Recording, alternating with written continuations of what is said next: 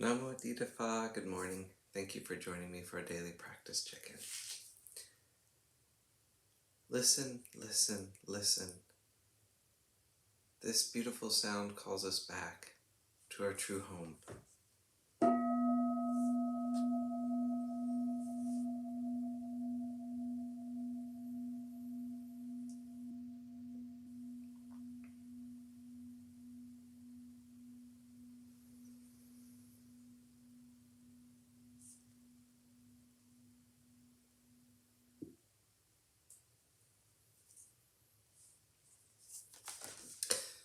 The first mindfulness training. Aware of the suffering caused by the destruction of life, I vow to cultivate compassion and learn ways to protect the lives of people, animals, plants, and minerals. I'm determined not to kill, not to let others kill, not to condone any act of killing in the world, in my thinking or in my way of life.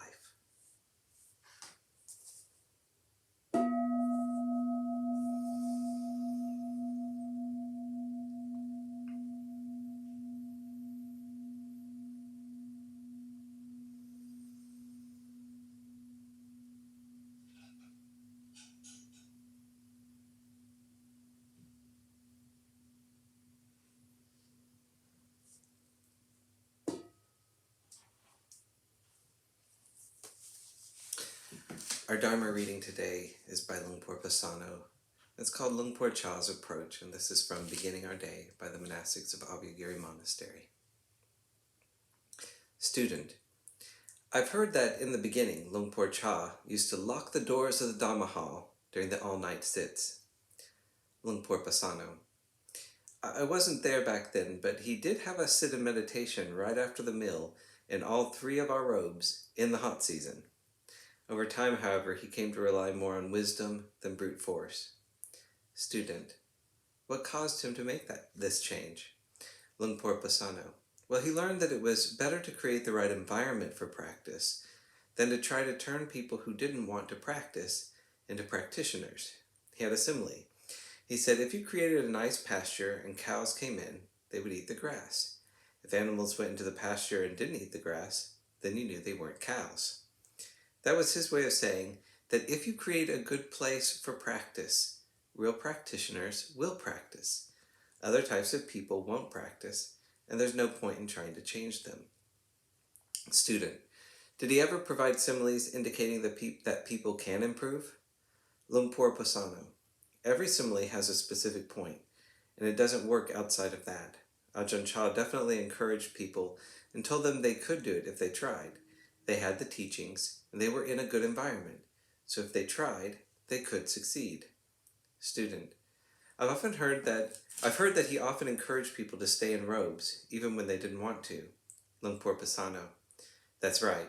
For instance, there was Ajahn Tun. Every year after the rains retreat, he would ask Ajahn Chah if he could leave the training, but Ajahn Chah would refuse. This went on for 5 years.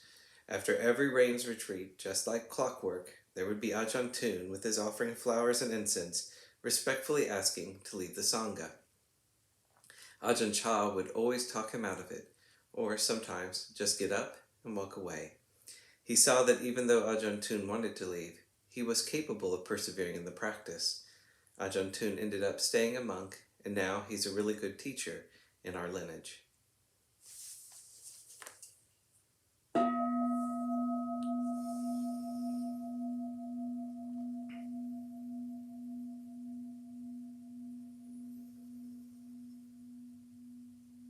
May all beings be well.